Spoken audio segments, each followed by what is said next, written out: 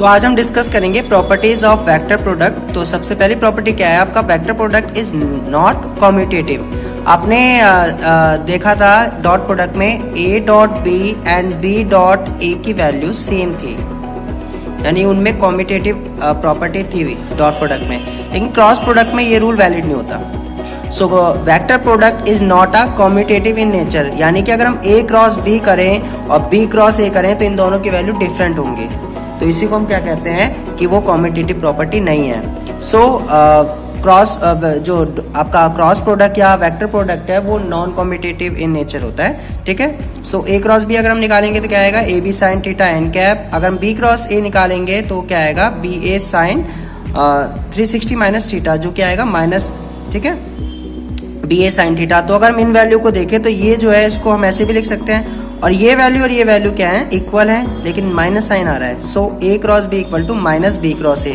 So a cross b is not equal to b cross A. So उनमें commutative property नहीं होती है। Next है आपका vector product is distributive over addition. Vector product जो है वो डिस्ट्रीब्यूटिव होता है ओवर एडिशन, यानी अगर हम a cross b plus c करें तो आप जैसे एक्सपेंड करेंगे इस ब्रैकेट को, तो अगर हम a का मल्टीप्लाई b में करें तो क्या आएगा, a क्रॉस b फिर प्लस a क्रॉस c। अब यहाँ पर आपको एक बात याद रखनी है कि आप जब जैसे हम नॉर्मली मैथ्स में करते हैं, अगर हम इस तरीके से मल्टीप्लाई करते हैं तो हम चाहे उसको 3 क्रॉस 2 लिख दें या आपका 2 क्रॉस 3 लिख दें, वो ठीक रहेगा, लेकिन इसमें ऐसा नहीं कर सकते आप। यहाँ पर अगर a पहले है तो यहाँ पर भी a पहले आएगा, और क्रॉस b फिर यहाँ पर b आएगा, ठीक है। सेम आप यहाँ पर इसको इस तरीके से नहीं लिख सकते, c क्रॉस a, गलत हो जाएगा।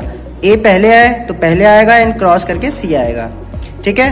अब अगर दो वेक्टर्स परपेंडिकुलर हैं, यानी अगर a और b वेक्टर एक दूसरे के परपेंडिकुलर है, तो उस केस में जो उनका क्रॉस प्रोडक्ट होगा वो उनके उस क्रॉस प्रोडक्ट का जो मैग्नीट्यूड होगा वो उनके मैग्नीट्यूड के प्रोडक्ट के इक्वल होगा, क्योंकि परपेंडिकुलर है तो साइन कितना आएगा, थीटा 90 डिग्री, साइन 90 की वैल्यू 1 होती है, यहाँ जाएगा ए B.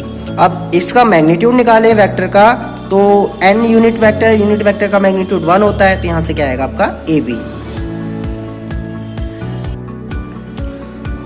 Vector product of two parallel और एंटी पैरेलल जो वेक्टर्स होते हैं वो एक नल वेक्टर होता है। नल वेक्टर ये जिसको हम जीरो वेक्टर कहते हैं, जिसका मैग्नीट्यूड कितना होता है, जीरो।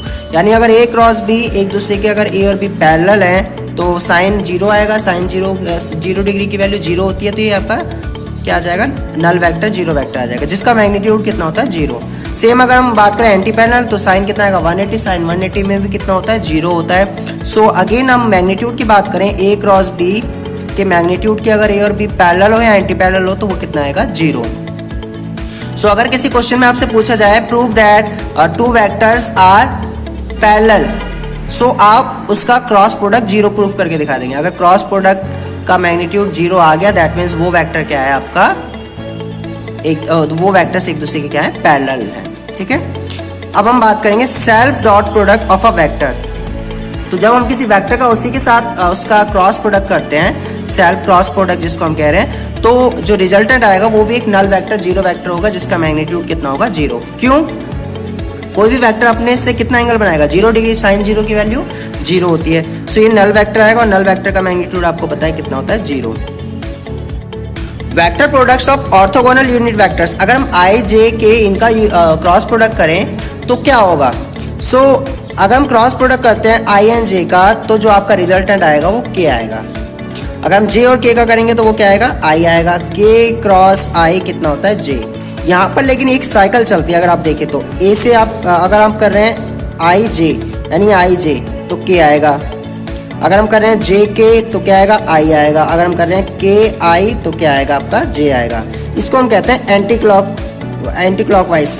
एंटी क्लॉकवाइज आप चलेंगे तो वैल्यूज पॉजिटिव होंगी, लेकिन अगर इसी में हम डायरेक्शन चेंज करें, जैसे यहाँ पर था आई क्रॉस जे, अगर मैं कर दूं जे क्रॉस आई, तो जे क्रॉस आई करते ही आएगा तो के, लेकिन माइनस आ जाएगा, यानी चेंज हो जाएगा उसका डायरेक्शन। सेम अगर यहाँ पर था जे क्रॉस के आई के इक्वल था, यहाँ अगर हम के क्रॉस जे करते तो माइनस आई हो जाएगा।